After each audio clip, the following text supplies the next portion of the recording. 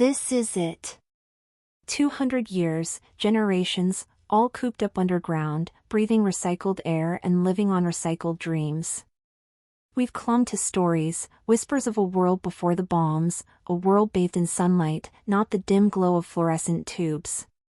Today, that world might be real. My hands are slick with sweat on this rusty handle. It groans like a tired beast, a fitting welcome for the unknown on the other side. What will we find? A wasteland ravaged by the fallout? Or something more? My parents, bless their cautious hearts, warned me about the surface. But the stories, the faded photographs, the yearning in their eyes for something beyond these sterile walls, they fueled a fire in me. Maybe it's foolish, this hope. Maybe there's nothing left but ash and the ghosts of what was. But even if there's just one green leaf, one drop of clean rain, it'll be worth it. We can't stay here any longer. The walls seem to be closing in, the recycled air feels stale in my lungs. We need to know. We need to try. So, here I stand, at the precipice of the unknown. My heart beats like a drum against my ribs, a frantic counterpoint to the groaning of the metal door. But fear can't hold me back anymore. Today, we step out of the vault, out of the past, and into whatever future awaits us. Wish us luck, ancestors. Wish us courage. The surface world is calling, and we're finally ready to answer. Leia, the young archivist, and Elio, the stoic engineer, were the first chosen to venture out. Stepping into the sunlight, Leia gasped. The sky was a vibrant blue, streaked with cotton candy clouds. Lush greenery, unlike anything in the vault's hydroponic gardens, carpeted the landscape. Towering trees, their bark smooth and silver, seemed to pierce the heavens. Giant, bioluminescent flowers bloomed in the undergrowth, casting an ethereal glow. But the most bizarre sight was the creatures. Creatures with iridescent wings fluttered through the air, and six-legged herbivores grazed on the strange foliage. Elio, ever practical, scanned the environment with a Geiger counter. The radiation readings were low, a vast improvement on their underground prison. Yet, a sense of unease pricked at Leia. The silence was too profound, broken only by the chirping of unseen insects. Where were the other survivors? Did the bombs truly leave no trace? Their exploration led them to a river, its water sparkling like liquid diamonds. A giant, feathery fern grew by the bank, its fronds shimmering with an otherworldly sheen. As they approached, the fern rippled, revealing a pair of eyes the color of molten gold. A sleek, serpentine creature, its scales shimmering blue and green, emerged from the undergrowth. Its gaze, intelligent and curious, locked with Leia's. Fear gripped Elio, but Leia, drawn by an inexplicable fascination, held out a hand. The creature cautiously extended a long, slender tongue and touched her palm. A wave of warmth washed over her, an image of a serene world teeming with life flashing through her mind. It was a memory, not hers, but ancient, a forgotten echo of the Earth before the war. They spent days exploring, mapping the new world. They found remnants of the old one, skeletal buildings swallowed by the forest, rusted machines turned into strange, organic sculptures. But no human traces. The solitude began to gnaw at them. Elio yearned for the familiar, the sterile safety of the vault. Leia, however, felt a connection to this alien beauty, a pull towards uncovering the secrets of this reborn world. One night, as they camped by the river, a soft, melodic call echoed across the trees. It was a song, a language both familiar and strange. Driven by an unseen force, they followed the sound deeper into the forest. There, bathed in the luminescent glow of the flowers, they found a village. The inhabitants were unlike any humans Leia had seen before. Slender and graceful, with skin that shimmered with a pearlescent sheen, They had long, flowing hair woven with vibrant wildflowers. Their eyes, like those of the serpent creature, held an ancient wisdom. Surprised but welcoming, the beings, who called themselves the Sylvans, communicated through a mixture of gestures and telepathy. Leia, due to her knowledge of ancient languages, seemed to understand them better than Elio. They learned the Sylvans were descendants of humans, mutated and adapted to survive the bomb's radiation. They lived in harmony with nature, harnessing its power for their technology and drawing sustenance from the land. Days turned into weeks as Leia and Elio learned about the Sylvan way of life. Elio, while initially wary, found himself captivated by their simple, peaceful existence. Leia, however, felt a conflict brewing within. This hidden paradise was a testament to life's resilience, a new beginning for humanity. Yet, their own people were still trapped underground, clinging to a dying world. One evening, as they sat by the campfire, the leader of the Sylvans, a wise old woman with eyes like pools of moonlight, revealed a dark secret. Before humans went underground, they had created a terrible weapon, a living virus designed to eradicate all life not immune to its touch. The bombs triggered the virus, wiping out most life on the surface. The Sylvans, protected by their mutated genes, survived, but the land remained scarred. This revelation shattered Leia's fragile hope. The very people who had built the vaults, their ancestors, were the real destroyers of the Earth. Shame and anger welled within her. Yet, looking at the Sylvans' serene faces, she couldn't help but ask, "Why didn't you help us?" Leia's voice cracked as she finished the question, the weight of generations of ignorance pressing down on her.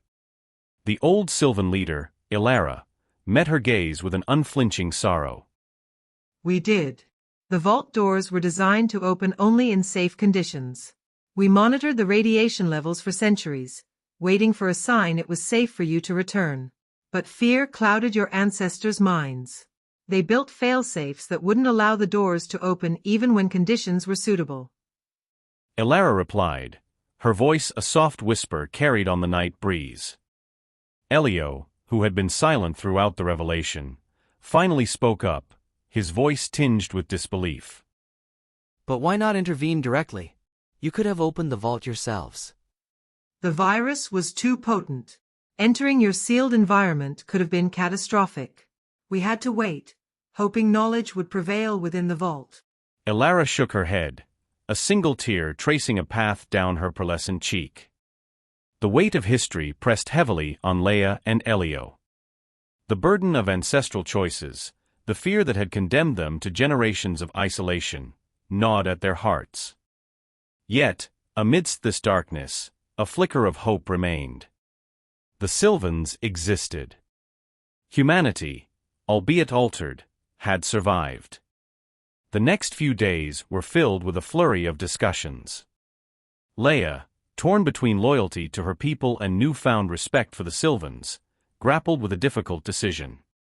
Finally, she turned to Ilara, her voice firm. "We need to tell them. They deserve to know the truth, the good and the bad." Ilara nodded solemnly. A plan was hatched. A small group of Sylvans, immune to the virus, would accompany Leia and Elio back to the vault. They would explain their history, their connection to humanity, and offer a bridge to a future where both peoples could coexist. The journey back was fraught with tension.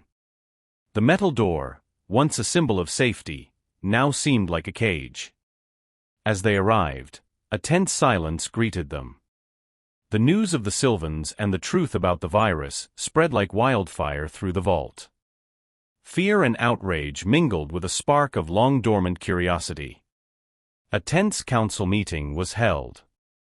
The elder, a frail man with eyes that mirrored the flickering lights of the vault, listened intently to Leia's and Ilara's story. The hologram of a young woman, Leia's ancestor, flickered to life, revealing the fail-safes that kept them trapped. Shame flushed across the elder's face. Days of debate followed. The prospect of a new world was met with resistance by some, clinging to the familiar sterility of their underground home. But Leia, fueled by a newfound purpose, argued passionately for a future where humanity and nature could coexist. Her connection to the Sylvans, her ability to understand their telepathic messages, lent weight to her arguments. Finally, a decision was made. The vault would be opened. Not all would leave, some choosing to remain in the artificial womb they knew. But a sizable portion of the population, their faces etched with a mixture of fear and excitement, volunteered to venture out. The day of the exodus arrived. As the massive door creaked open, a gasp rippled through the crowd. Sunlight, after generations of flickering lights, flooded the desolate chamber. Fearful eyes met a dazzling world of vibrant greens and shimmering blues. The Sylvans, their shimmering skin glowing in the sunlight, stood on the other side, a welcoming committee. Tentatively, the humans stepped out, blinking in the sudden brightness. A young girl, no older than 10, hesitantly reached out and touched a giant, luminescent flower. It glowed brighter, welcoming her touch. Laughter, a sound long absent from the vault, echoed through the air. The road ahead was uncertain. New dangers, unexpected challenges awaited. But for the first time in centuries, humanity breathed free air under a benevolent sky. Leia, standing shoulder to shoulder with Alara, watched with a hopeful smile as the first humans took their tentative steps into the new world. They carried with them the weight of past mistakes, but also the promise of a future built on understanding, coexistence, and a deep respect for the vibrant ecosystem that had risen from the ashes of destruction. It wouldn't be easy, but it was a new beginning, a chance to rewrite the narrative of humanity, guided by the whispers of the wind and the wisdom of the ancient earth. The first years above ground were a whirlwind of challenges and discoveries. The vault dwellers, accustomed to the sterile efficiency of their underground world, struggled to adapt to the unpredictable rhythms of nature. Food production, once a matter of flipping switches, became a delicate dance with the seasons and unforgiving soil. Shelter, previously manufactured from recycled materials, now required felling trees and learning forgotten construction techniques. Elio, with his engineering expertise, became a bridge between the two cultures. He studied Sylvan technology, a fascinating blend of bioengineered materials and harnessed sunlight, and adapted it to create tools and shelters suitable for the humans. Leia, meanwhile, served as an ambassador, her fluency in Sylvan telepathy proving invaluable in understanding their customs and forging trust. Tensions, however, simmered beneath the surface. A faction within the humans, led by a charismatic but power-hungry man named Cyrus, resented their dependence on the Sylvans. They yearned for a return to the self-sufficiency they believed they had lost. Cyrus stoked fears about the Sylvans' strange abilities and their motives for helping humanity. One night, a group of humans, led by Cyrus, snuck into the Sylvan village while most were asleep. Their goal: steal the secrets of Sylvan technology to make themselves independent. The theft was discovered, and a tense standoff ensued. Just as violence seemed imminent, Leia intervened, her voice ringing out through the clearing. She revealed Cyrus' plot and spoke of the importance of trust and cooperation. She reminded them of the mistakes of their ancestors, their fear leading to isolation and near extinction. Alara, wise and patient, echoed Leia's words, offering to share their knowledge as long as it was used responsibly. Cyrus' rebellion fizzled. Ashamed and disillusioned, he disappeared into the wilderness. The near disaster, however, served as a wake-up call. Both humans and Sylvans realized the need for a deeper understanding of each other's cultures and values. Thus began a period of cultural exchange.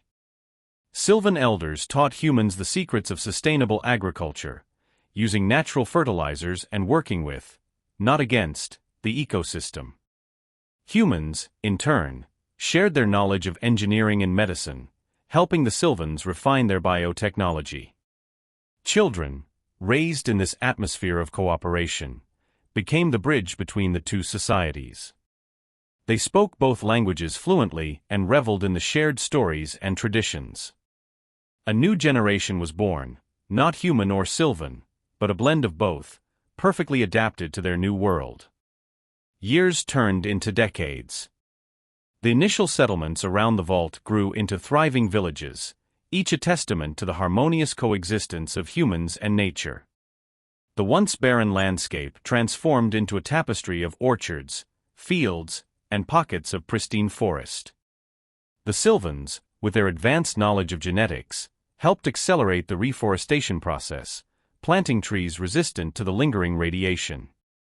One day, while exploring a forgotten corner of the forest, Leia stumbled upon a cave filled with ancient artifacts. Amongst them was a data chip, miraculously preserved. Deciphering it with the help of the Sylvans, they discovered a message from her ancestor, the one who had programmed the failsafe on the vault door. The message was an apology. It spoke of the fear that gripped humanity after the bombs, the descent into paranoia and isolationism. It expressed a hope that future generations would learn from their mistakes and rebuild a world where humanity and nature could thrive together. Tears welled up in Leia's eyes. It wasn't just a message, it was a validation of their struggles, a confirmation that they were on the right path. The discovery of the message became a turning point. It served as a constant reminder of the past, a cautionary tale and a source of inspiration. Humanity had come full circle, emerging from the ashes of destruction to forge a new future, one filled with hope, cooperation, and a deep respect for the vibrant world they now called home. The scars of the past remained, a constant reminder of the folly of war, but they were slowly fading, replaced by the promise of a brighter tomorrow.